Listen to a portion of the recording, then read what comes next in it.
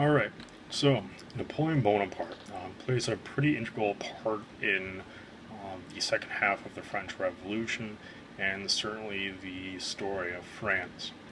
Now, first off, Napoleon was not a Frenchman. He was born in Corsica, which is an island off the coast of Italy. In 1769, France did conquer Corsica from Italy, and so that's how he gets placed in the French army as well as the French Revolution.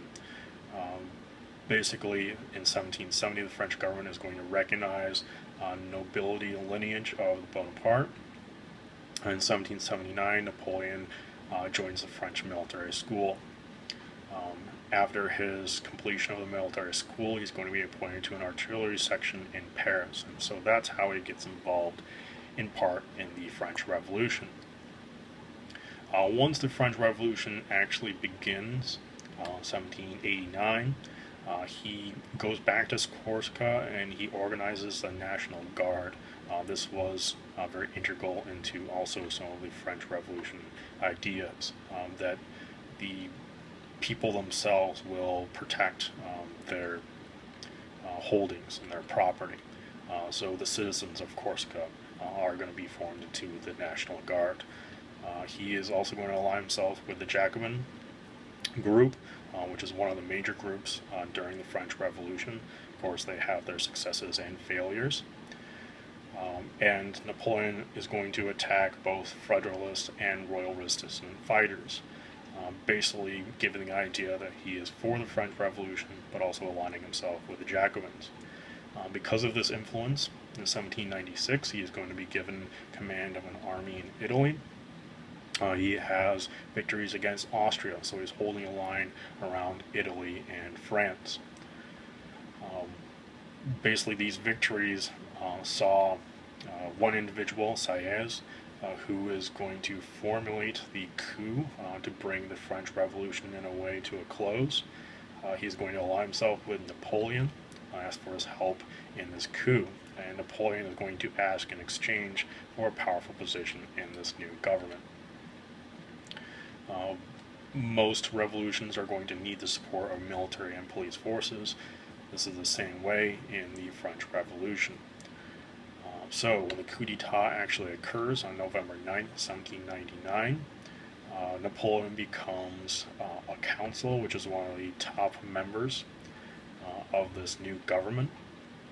In 1802, he becomes consul for life, and in 1804, he becomes emperor. So now he is in sole charge of this new government.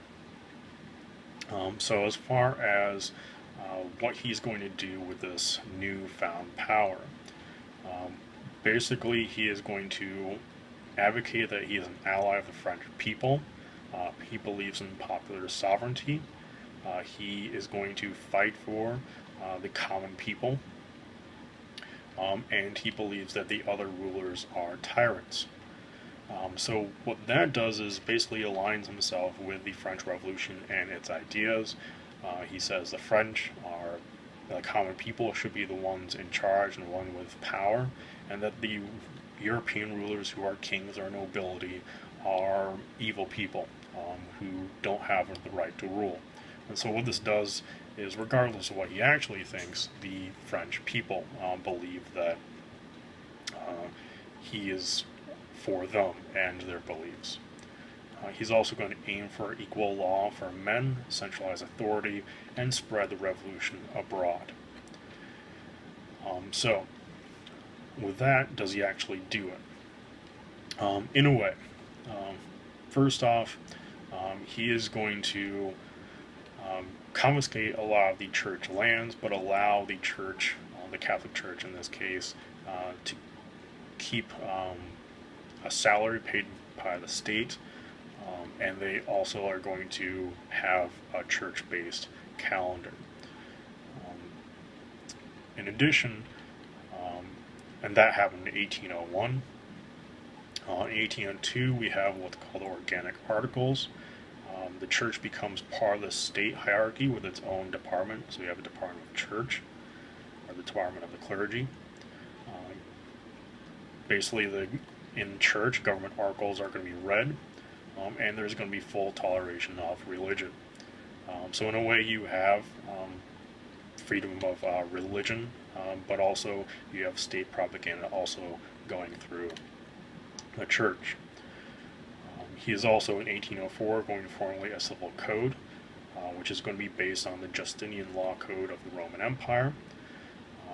Basically, this universal code will apply to the state, the cities, and provinces. They're going to have the right of private property, equality before the law, religious freedom. Men are going to control family property. Women are going to be excluded from owning property, inheritance, and any sort of political rights. And that law code is going to be spread to all of the territories that Napoleon is going to conquer.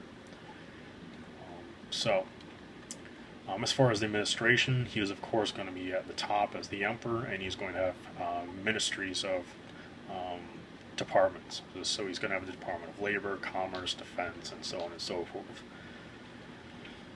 And he is also going to have what he calls prefects, which are basically going to enforce the orders of France, maintain order, collect taxes, public works, and they can climb the ranks through merit. So in a way, you can actually rise from the bottom ranks and become very powerful and supersede what nobility had. So you're going to have agents basically of the French government roaming around, making sure that taxes are collected, there isn't any sort of chaos going on.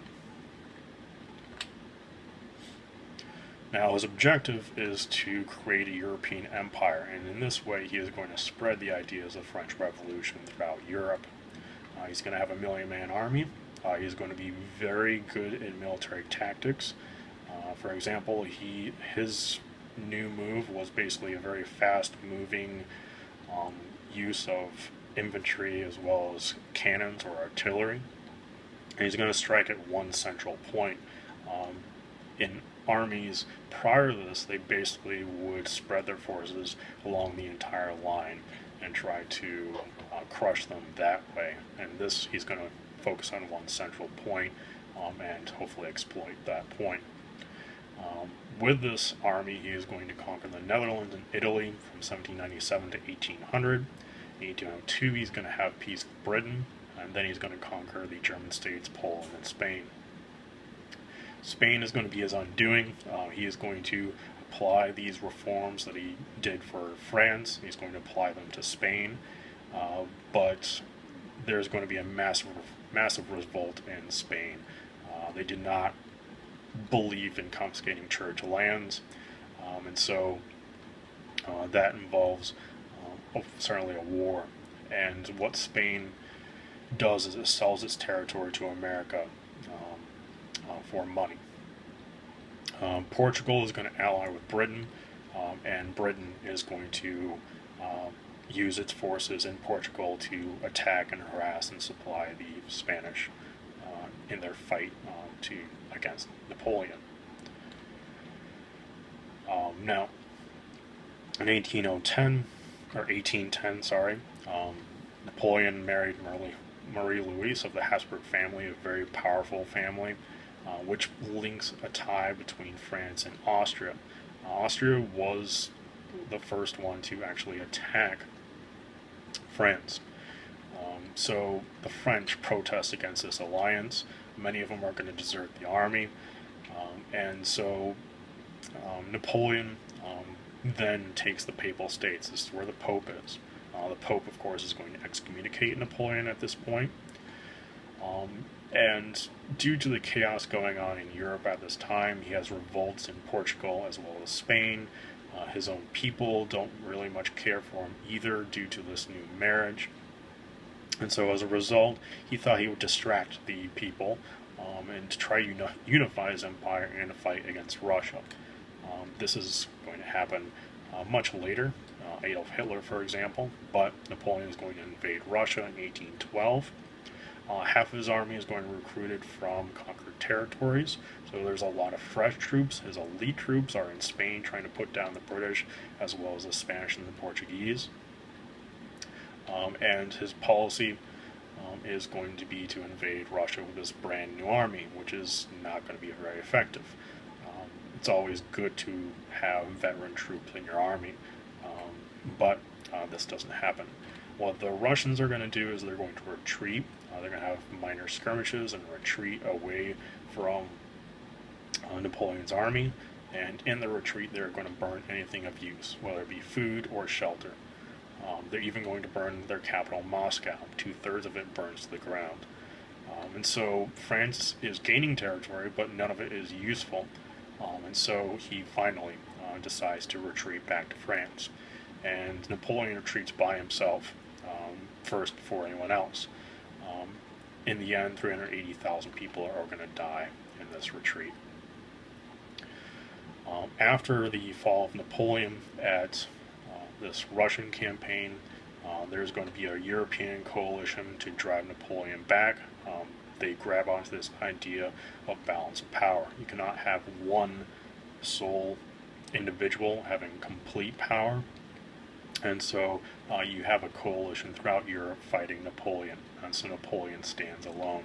After a series of defeats, Napoleon is going to be removed from the throne on April 6, 1814. Louis 18th is going to be placed on the throne. Roman Catholic religion is going to return as the state religion. Royalists are going to return to position of power. Napoleon does escape from his prison for a time, but then after Waterloo, his chapter of Napoleon is going to finally close. So in the end, is the French Revolution successful? In a way. As far as removing royal power from France, it's not successful. You're going to have a king back on the throne again. Roman Catholic Church is going to return. Royal positions, nobility, and clergy are going to be the power brokers in France as well. However, some of the aspects of the French Revolution are going to continue to stay. The major ones being the National Assembly, so they're going to have something like a Congress or a Parliament in place in France. There is going to be some of the Bill of Rights will be maintained in France as well. So you will have equality under the law, freedom of religion, free press and free speech are going to remain.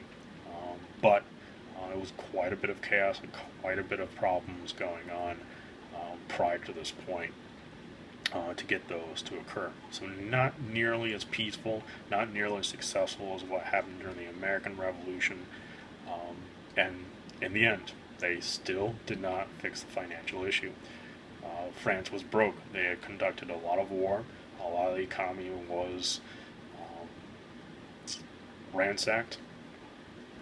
And so the financial situation was not in a good place after Napoleon either. But nevertheless, we'll continue on with France in a later discussion.